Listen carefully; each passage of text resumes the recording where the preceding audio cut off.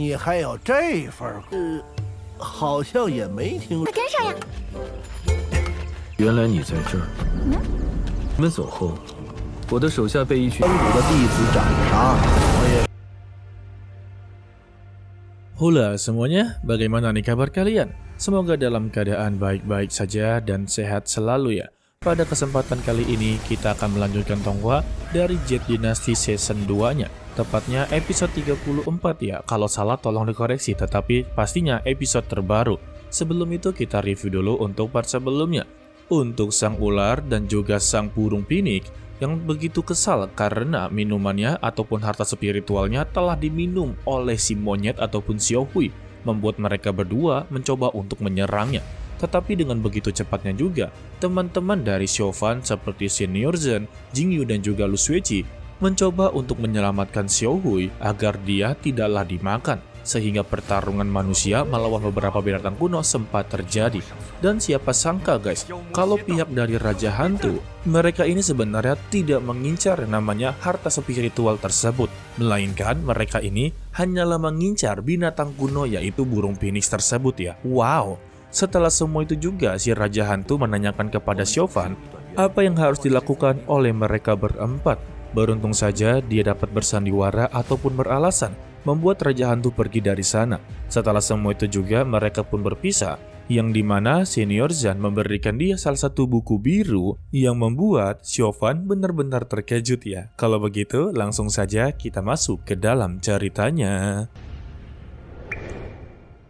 Setelah urusan dengan teman-temannya selesai, Xiaofan juga mengejar untuk para monster ikan. Karena untuk para monster ikan ini telah menghabisi banyak sekali pasukan dari Xiaofan ya. Dan dia pun terus mengejarnya.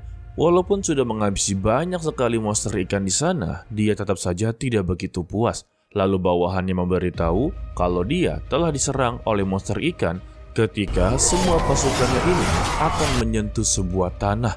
Terlebih juga mereka ini sebenarnya tidak bisa menghadapinya karena hewan tersebut memiliki kulit yang begitu kasar dan juga daging yang begitu tebal. Waduh, kok tahu? Gara-gara semua itu juga membuat mereka haruslah terpisah dengan beberapa kelompok. Lalu Xiaofan pun menanyakan kepada dirinya apakah dia berhasil untuk menghabisinya. Dan juga Xiaofan menanyakan keberadaan dari si Burhan atau si pendeta tawa anjing kecil ya. Tetapi untuk bawaan satu ini sama sekali tidak mengetahui keberadaannya. Karena selama dia berada di sini, diri terus-terusan diserang oleh monster ikan yang membuat dirinya haruslah memprioritaskan diri untuk berlindung. Tetapi di sini Xiaofan menanyakan apakah Master Sekte juga berada di sini. Dan dia membenarkan hal tersebut. Master Sekte mereka telah datang dengan 2 utusan orang suci. Hal tersebut juga membuat Xiaofan menjadi kebingungan dan menanyakan apa yang dikatakan oleh Raja Hantu. Dan dia memberitahu kalau Raja Hantu berkata bahwa semua yang ada di sini ditangani oleh wakil ketua sekte yaitu Xiaofan sendiri. Mendengar itu juga membuat Xiaofan begitu kesal karena mengapa semua masalah ini dilimpahkan kepadanya. Padahal untuk Raja Hantu dia bisa saja menolong para pasukannya dari para monster ikan. Lalu dia pun menyuruh dirinya untuk mengumpulkan pasukan yang tersisa dan kembali pulang. Tetapi bawahannya menanyakan bagaimana dengan wakil ketua. Lantas Xiaofan memberitahunya kalau dia akan terus mencari keberadaan monster ikan tersebut. Karena kelompok monster ikan ini telah menghabisi banyak sekali pasukannya dan dia akan membuat mereka semua merasakannya. Iya, pada intinya Xiaofan yang akan bergerak sendirian guys. Sementara itu untuk Xiaohuan juga memarahi kakeknya karena dia ini terlalu meremehkan si Burhan. Padahal dia juga adalah seorang tua yang begitu lemah dan patut untuk dilindungi. Tetapi dia memberitahu lagi kepada Xiaohuan apakah waktu dirinya muda seburuk daripada si Burhan ini. Sebab yang dia tahu kalau si Burhan tidak mempunyai sebuah nyali. Pernah dikatakan bahwa Tuan Sui menghabisi banyak sekali orang. Dan mengapa dia membiarkan dirinya pergi begitu saja? Untuk si Burhan sama sekali tidaklah mengetahuinya ya.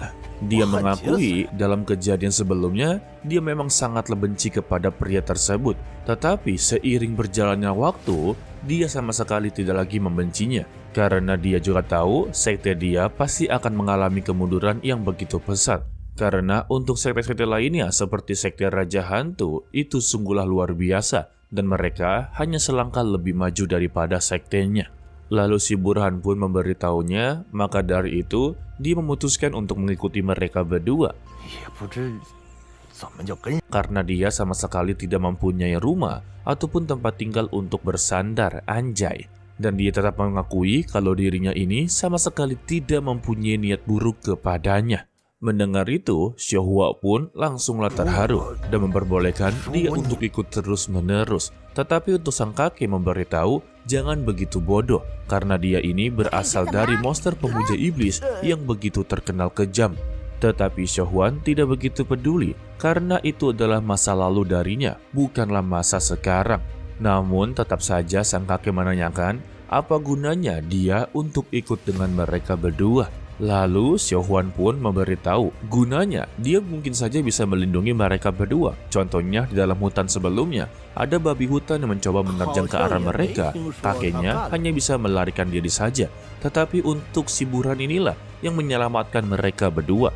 Jadi pada intinya Xiaohuan tetap menganggap kalau si Burhan ini berguna untuk melindungi mereka dari hal-hal yang begitu kecil ya. Tetapi jika melawan kultivator, mungkin saja sudahlah meninggoy.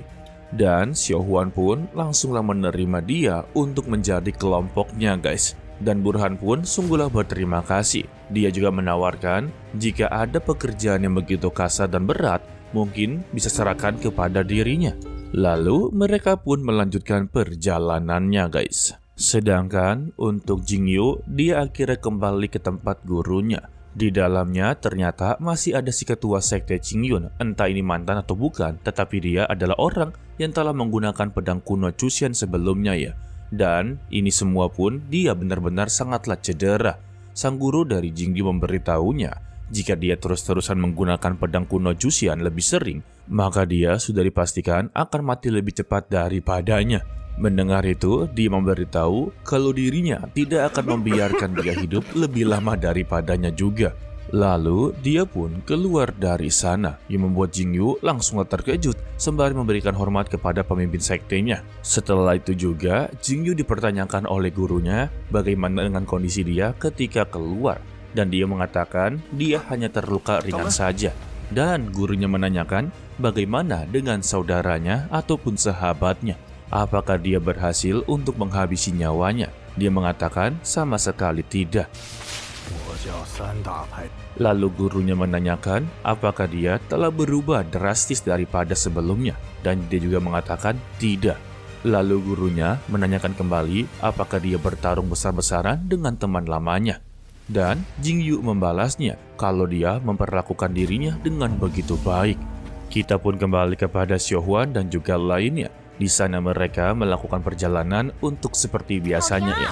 Tetapi Xiaohuan ternyata sudah berada di belakang mereka, yang membuat si Burhan benar-benar sangatlah ketakutan. Namun tampaknya Xiaohuan tidak lagi mempedulikan si Burhan.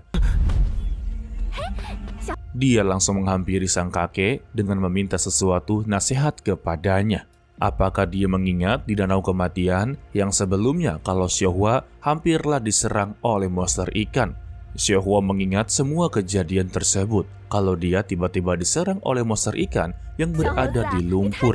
Xiaohuan juga teringat ucapan dari sang kakek sebelum-sebelumnya karena dia pernah mengatakan kalau monster itu berasal dari klan Xinjiang Selatan. Dan kali ini kelompok dialah yang diserang.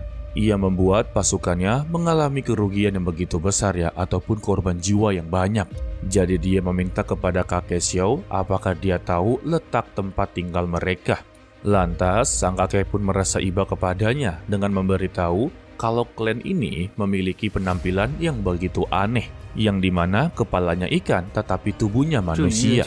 Jadi menurut legenda aslinya, mereka ini adalah keturunan dewa ikan purba dan manusia. Waduh. Yang dimana manusia ikan ini sangatlah kejam serta sangat suka yang namanya pembantaian. Bahkan mereka juga sangat suka untuk menyebarkan mayat mereka menjadi beberapa bagian ataupun dimutilasi ya.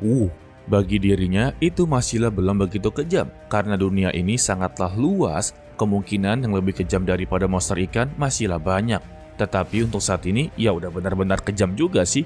Dan dia mengetahui tempat monster ikan tersebut. Satu-satunya cara untuk terhubung dengan Xinjiang Selatan, maka dia harus memasuki lokasi lembah Fenxiang. Dan itu adalah salah satu dari 3 sekte terbesar di dunia ya.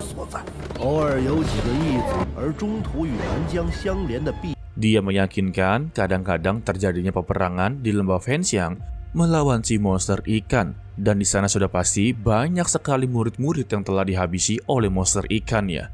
Ditambah yang mengejutkan, peperangan ini terus-terusan berlanjut ketika dirinya masih sangatlah muda. Dan sampai dia menjadi tua saja, dia sangat yakin kalau lembah Fenxiang para muridnya juga telah menjadi korban yang begitu banyak di dalam peperangan melawan si monster ikan.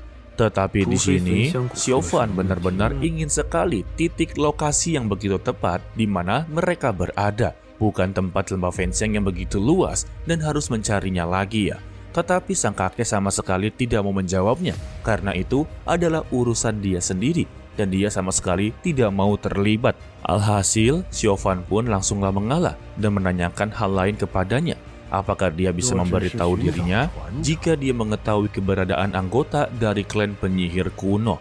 Mendengar itu, dia juga langsung terkejut. Bukankah klan penyihir kuno ini telah menghilang ribuan tahun yang lalu? Jadi dia menanyakan mengapa Xiaofan berpikir seperti itu dan menanyakan hal ini kepada dirinya. Tetapi Xiaofan tidak menjawabnya. Dia melanjutkan pertanyaannya, apakah warisan klan penyihir kuno benar-benar begitu punah? Dan dia akhirnya mengetahui alasan dibalik semua ini hanya untuk mencari sebuah warisan.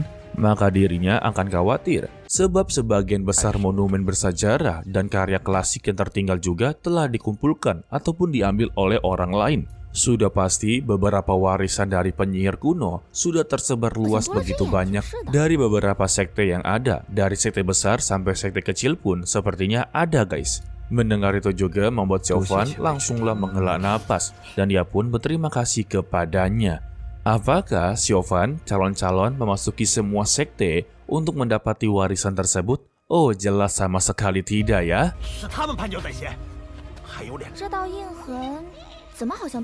Lalu selanjutnya, Xiaofan pun menanyakan kepada si Burhan apakah dia mempunyai rencana untuk mengikuti mereka berdua. Dan dia menjawabnya, dia telah memutuskan untuk mengikuti Xiaohua dan juga kakek Xiao.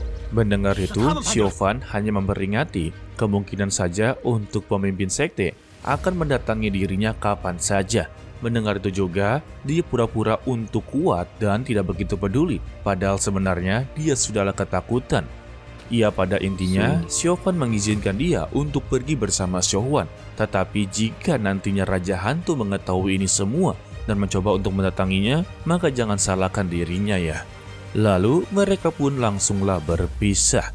Setelah itu juga, Xiaohuan langsunglah memuji kakeknya karena dia sangat tahu banyak tentang semua orang guys. Dan tak lama dari itu juga, Jin Ping'er telah datang untuk menemui Xiaohuan. Alhasil itu juga membuat si Burhan sangatlah ketar-ketir.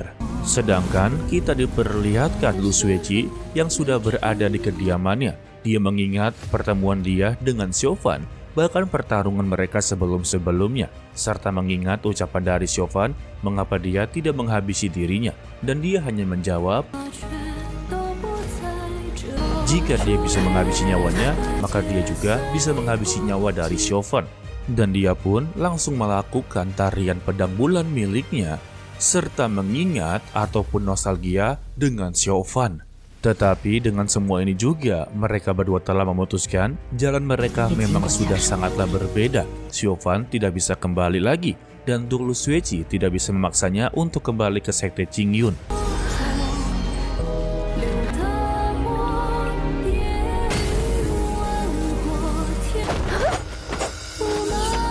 Ya, intinya jalan mereka sudah sangatlah berbeda, di mana Xiaofan berada di jalan hitam, sedangkan untuk Lu Suiqi berada di jalan putih. Ya, anggaplah seperti itu. Tetapi tetap saja mereka ini telah ditakdirkan untuk bersama guys. Wah, Jadi spoiler untuk part berikutnya, kalau Chauvin ini kan sebelumnya mempunyai tujuan untuk menghabisi para monster ikan, dan dia pun terus-menerus mencari keberadaannya. Dan juga nanti kita akan melihat combo wombo dari Jin Ping-er bersama Chauvin. Karena di sini juga sebenarnya Jin Ping-er tertarik kepada Chauvin, bukan tertarik karena suka ya, tetapi tertarik dengan kemampuan bela dirinya guys. Oke lah, sepertinya cukup sampai di sini saja dulu untuk video kali ini ya. Mimin ucapkan terima kasih kepada kalian yang telah menonton sampai akhir. Pesan dari Mimin, tetaplah menjadi orang yang baik walaupun itu sangatlah sulit ya. Cobi continue, sampai jumpa di video berikutnya. Bye bye.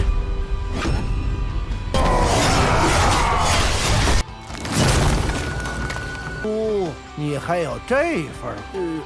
好像也没听。快跟上呀！原来你在这儿。你们走后，我的手下被一群真武的弟子长